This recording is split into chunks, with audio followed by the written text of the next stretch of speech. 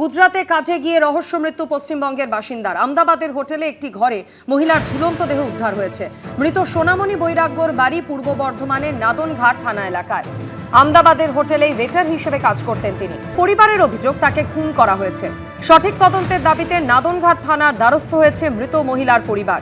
স্থানীয় সূত্রে খবর, আর্থিক অনটনের কারণে হোটেলে ওয়েটারের কাজে গেছিলেন ওই মহিলা। 1.5 বছর ধরে আমদাবাদের ওই হোটেলেই কাজ করছিলেন সোনামণি বৈরাগ্য।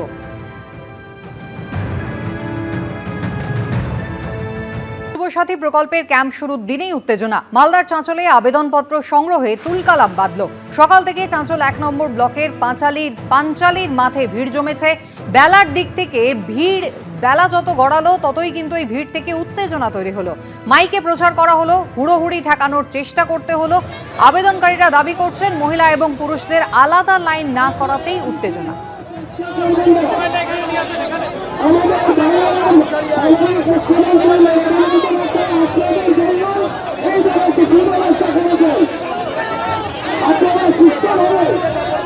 ছবি আপনারা দেখতে পাচ্ছেন মালদার চাঁচলের। গতকাল থেকেই কিন্তু বাংলার যুবসাথী প্রকল্পের ফর্ম দেওয়া শুরু হয়েছে, যা চলবে 26শে ফেব্রুয়ারি পর্যন্ত।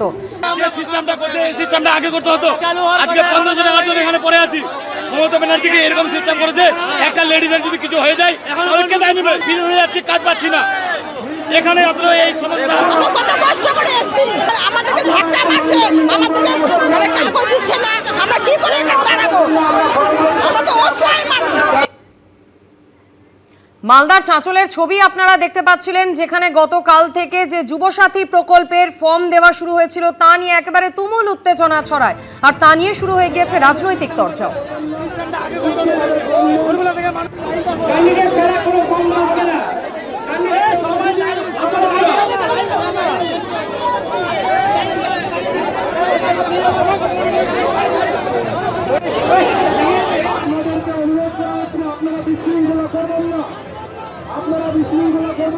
মুখ্যমন্ত্রীর এই যুবসাথী আমাদের শিক্ষিত যুবকদের এদেরকে প্রতিবন্ধী করে তুলেছে। এই টাকা দিয়ে যদি তিনি স্কিল ডেভেলপমেন্টের ব্যবস্থা করতেন বা পশ্চিমবঙ্গের শিল্পগুলো বন্ধ হয়ে গেছে সেগুলোকে খোলার ব্যবস্থা করতেন, তাহলে আগামী প্রজন্ম লাভবান হতো।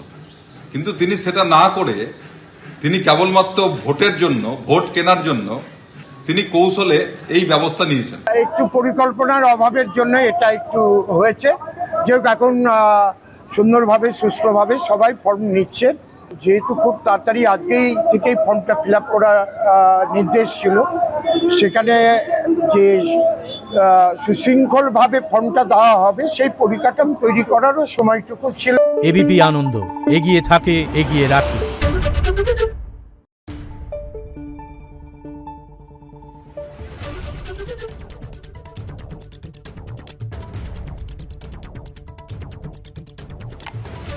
Thank you.